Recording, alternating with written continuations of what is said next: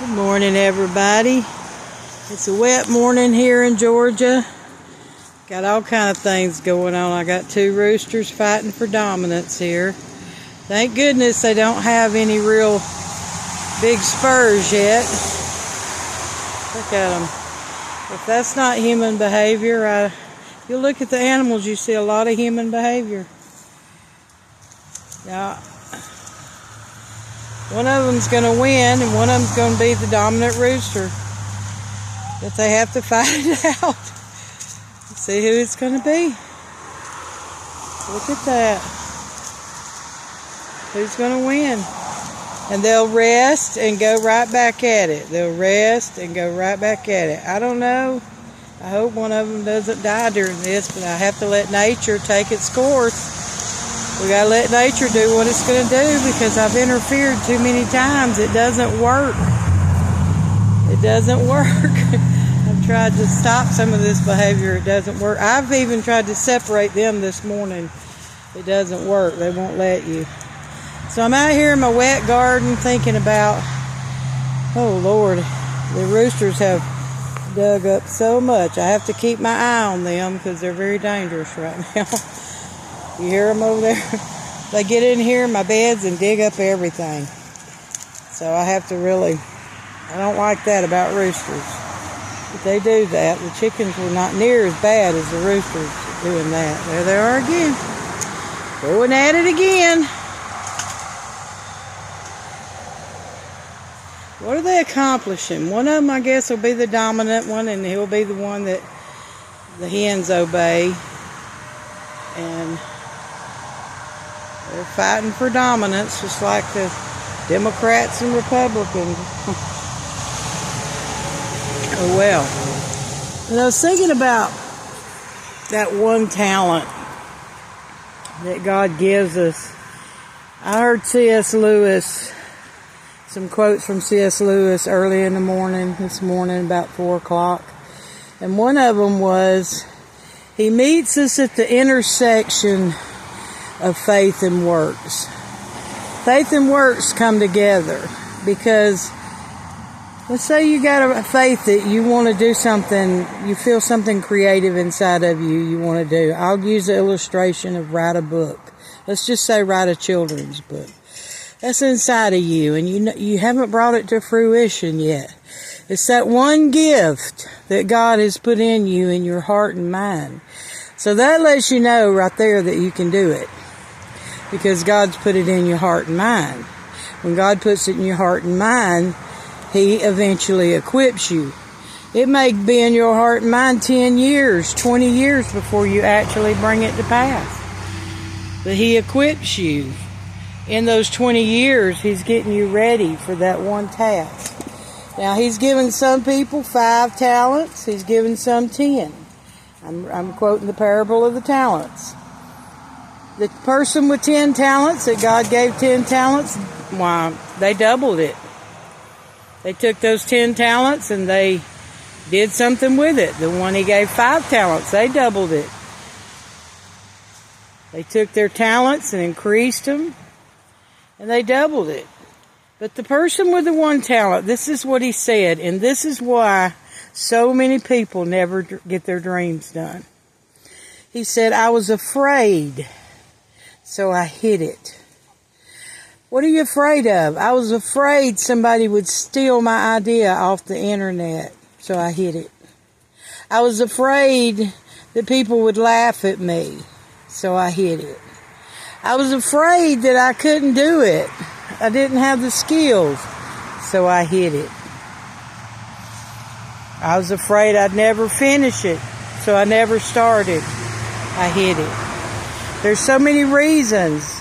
I don't have time to do it, so I hid it. We have time, we just don't have the time to invest in ourselves. We invest in everybody else, and we invest in all of our children, our wives, our husbands, whatever, our parents. We invest in everybody else, the co-workers, but ourselves. We don't invest in ourselves. And this is taking those few minutes a day to pray, to seek God, to ask His will, to ask Him, how in the world do I accomplish this, Lord? Just pick up your pen and start writing. Just do some works. Start doing some works. And the faith will increase as you're doing the works. Just start somewhere. Start. Do it. And it's interesting, and this is life. Life's a struggle and a fight. And if you want to get your gift out there, to children, let's say it is a children's book, and who are you thinking of? You're not thinking of parents, you're thinking of Sunday school teacher, you're thinking of the children that's going to look at those books. Let those children motivate you. Let them motivate you into doing what God wants you to do. Think about the people that's going to hear your story. Think about the people that's going to hear your song. And let God motivate you with that. And move it and do what God wants you to do. This is so disturbing to me. It's hard to watch. I'm praying one of them will give in and be, let the other one be dominant and they don't really hurt each other.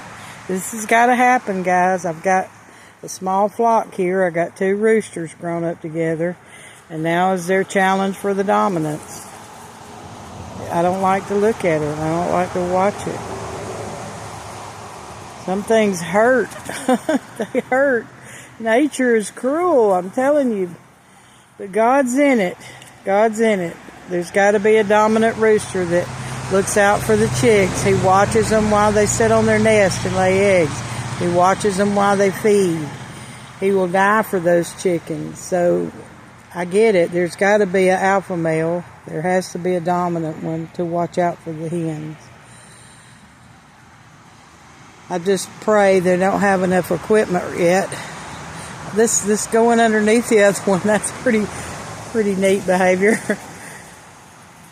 I don't have enough yet I hope they don't have enough spurs yet to hurt each other. I can see their little spurs. They're very tiny right now. This has got to happen before those spurs get bigger. Once those spurs get bigger, they can really, really hurt each other. Right now, they're pulling feathers out, pulling on each other's cock comb, and they're wearing each other out. They've been doing this now for about 40 minutes. So I'm hoping somebody will win soon and the other one will give in. But right now, it's like a husband and wife. Look at that. Nobody's giving in. So what do we got? More fighting. Nobody's going to humble themselves and let somebody win. So what do we got? More fighting. But I just want to encourage you this morning to use your gifts that God's given you. Don't let fear of failure stop you. You're going to fail. You're going to fail over and over. Keep going. Don't let it stop you. All right now, pretty evenly matched. So here they come right back. Start again. Oh well, is there no end? Divorce is no option, dudes. You got to work it out. Divorce is off the table. We got babies to think about. It's off the table. We got to figure this out. We got to figure it out. There are no other options. Y'all got to live together in peace. And so does everybody. God bless.